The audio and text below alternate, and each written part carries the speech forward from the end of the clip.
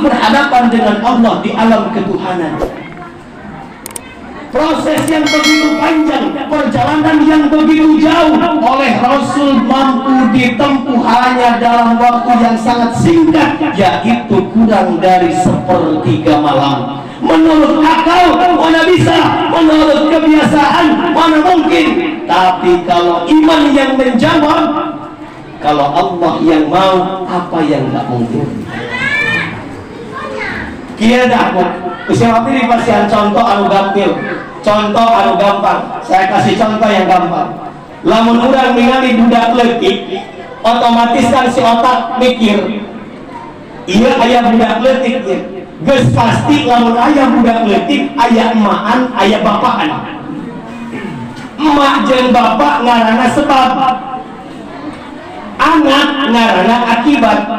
Sababna aya emak jeung aya bapak, maka akibatna boga budak. Betul.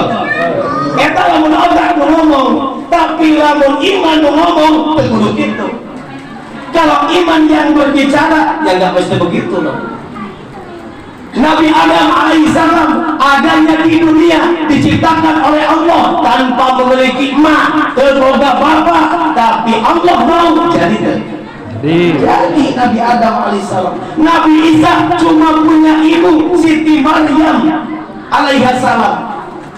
Siti Maryam itu seorang, kalau ada nabi di kalangan perempuan, Siti Maryam lah salah satunya.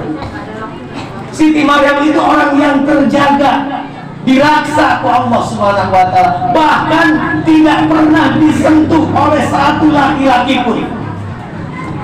Tak pernah disentuh satu laki-laki pun. Dipingit, dikeram di hiji ruangan, diluhur, dimimit, diletik, nepikeun ka umur balik, nepikeun ka ngahirkeun Nabi Isa alaihi salam, dipingit, tak pernah papangi jeung lalaki kecuali mahramna Siti Maryam. Cek logika, mana mungkin seorang wanita yang tidak bisa disentuh, tidak pernah disentuh oleh laki-laki bisa ngalahirkeun budak. Nabi Isa alaihissalam lahir ke dunia tanpa mempunyai bapak. Kenapa? Karena Allah yang mau. Ngan sok salah kaprah nanti ditarurutan ke urang. Loba budak anu eueuh bapak majar teh tabarukan ngalah barokah ka Siti Maryam dibere ku Allah. Ari anjeun pada lain deui. Dia ayah begitu. Ayah yang dia mau. Ayah. Oh dia itu di Sukasari dengan ayah Sukasari di Amerika. Ayah dia mau. Oh. Ayah bersih. Ayo mudah-mudahan. Oh ya Allah, moga-moga kalau bapaan mari cendol dari kalapaan. Budal gendol bapaan. Ya Allah ya Rabbana ya Karim. Begitu juga dengan Isra Mi'raj Nabi. Begitu juga dengan Isra Mi'raj Nabi. Itu Allah yang aktif, bukan maunya Rasul. Kalau itu maunya Rasul, Rasul tidak mampu. Dibuktikan dengan ayat Allah dalam surah Bani Israil ayat 1, kata Allah, Subhanalladzi asra bi'abdihi lailan minal masjidil haram ilal masjidil aqsa alladzi barakna haulahu linuriyahu min ayatina al-ayat. Kata Allah dalam Al-Quran, Subhanalladzi, maha suci Allah.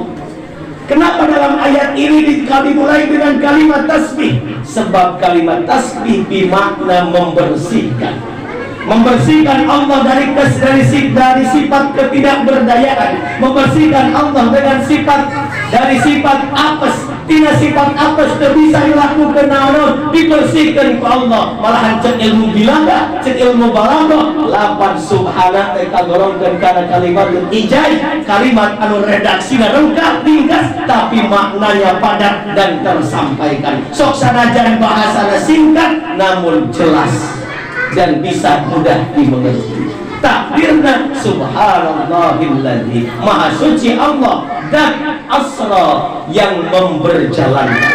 Bahasanya asra bukan saro. Itu pertanda bahwa Isra Mi'raj itu kehendak Allah. Asra itu kalau menurut ilmu sorof termasuk fi'il termasuk kalimat fi'il manutna kana wajan if'al kana bab if'al sulasi majid fi warna awal bab pertama af'ala yum'ilu if'alan asra hamzahnya hamzah qat'iyah bimakna ta'diyah yang artinya tadinya saro berjalan, jika ditambahkan hamzah qat'ah di depannya jadi asra maka maknanya jadi memperjalankan, diberjalankan. Kalau maknanya diberjalankan, kira-kira Rasul jalan sendiri apa dijalanin? Rasul dijalan sendiri apa dijalankan oleh Allah? Dijalankan oleh Allah. Kalau Isra Mi'raj merupakan mau Rasul, yang mana bisa? Rasul itu manusia biasa sama kayak kita. Dari Masjidil Haram aja ke Masjidil Aqsa jaraknya itu kurang lebih 1329 km. Bahkan ada yang menyebut 1500 km kurang lebih. Lamun make perjalanan, lamun orang yang indi di Mekah ke Madinah, perjalanan make onta dari Masjidil Haram ke Masjidil Aqsa mampu memakan waktu 2 bulan kurang lebih. Eta teh lamun ontana jagjag. Lamun ontana jagjag. Lamun ontana cingkeut. Ontana gering. 4 bulan lah. 4 bulan lah kira-kira. Tapi ayang tereng mah gampang, leumpang. Ewe tereng nepi ke akhirat. Insyaallah. Nah, saya mau yakin Rasul tidak berjalan sendiri. Isra Mi'raj itu diberjalankan oleh Allah Subhanahu wa Ta'ala. Isra Mi'raj ini menunjukkan bahwa betapa besarnya kekuasaan Allah, bahwa ketika Allah berkehendak maka apapun itu akan bisa terjadi. Fa'alun lima yurid, apapun yang Allah kerjakan itu berdasarkan kehendak. Kekuasaan Allah. Tongbolong yang ayeuna berjalankan Rasul di Masjidil Haram ke Masjidil Aqsa, naik ke Sidratul Muntaha, balik dari ke kota Mekah kurang dari waktu sepertiga malam, ngaragrakeun langit ayeuna kene, ngahancurkeun dunia ayeuna kene. Allah mah kawasaeun. Komo ayeuna geus loba jelema anu sombong geus bawa ka Allah. Loba jelema anu sararombong ari ngangkat beas 2 karung kuat, ngangkat pandangan 2 anak, ngangkat pandangan 2 bari bawa kalimat takbir Allahu Akbar, salat teh kuat, majar teh capek, majar teh tos digawe, tos kaderes, tos kopi, tos kena kopi. Ya Allah, ya Rabbana ya Karim. Bu, tinggal itu ayeuna dunia teh geus yang berakhir, dunia teh tos kana kiamat, dunia teh di Indonesia wae Bu. Tahu sepanjang tahun 2021 kurang lebih ada 5 musibah besar yang terjadi di Indonesia. Apa tuh? Tetap nonton TV kan ningali berita. Itu buat tuan muda. Masih gimana budak-budak? Kita panggil itu. Insyaallah. Sepanjang tahun 2021 musibah besar di Indonesia menurut BNPB, Badan Nasional Penanggulangan Bencana, aya 5 bencana besar sekurang-kurangnya. Yang pertama ketika masuk tahun baru, awal tahun 2021, tanggal 15 Januari, gempa di Mamuju jeung Majene Sulawesi Barat. Bahkan begitu opat bulan April setelah itu bulan April, di bulan April kalau nggak salah bulan April aya deui disebut badai anu berkekuatan besar anu disebut siklon tropis di NTB, dikenal dengan siklon tropis Roja. Dampaknya sampai ke berbagai provinsi termasuk Maluku, Nusa Tenggara Timur, jeung Sulawesi. Badai di atas laut sih. 4 bulan setelah badai tersebut, setelah badai di NTB, aya deui musibah di mana? Di Kalimantan Barat, banjir bandang, disebut banjir Sintang teh.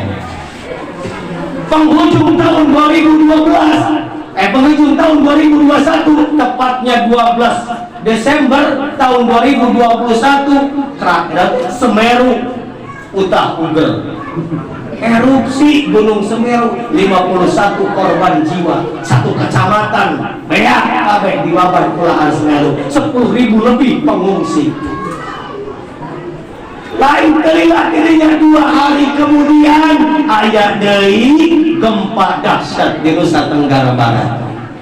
Ya Allah ya Rabbana, coba pikiran keluarga naon eta Allah ngayakeun bencana teh.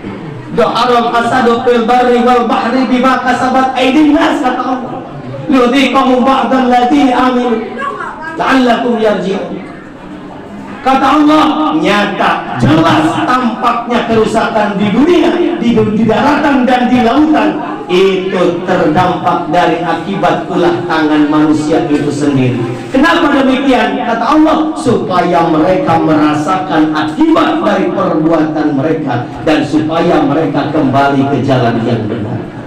Tidak kurang terus-terusan diguyur musibah, masa kita terus-terusan diguyur musibah oleh Allah Subhanahu wa Ta'ala. Masih kene can eling ke Allah, can daek kene sholat, can kene daek kene taubat, can kene daek istighfar. Kata teh anu kaitung ku BNPB unggul encan musibah-musibah sehari-hari.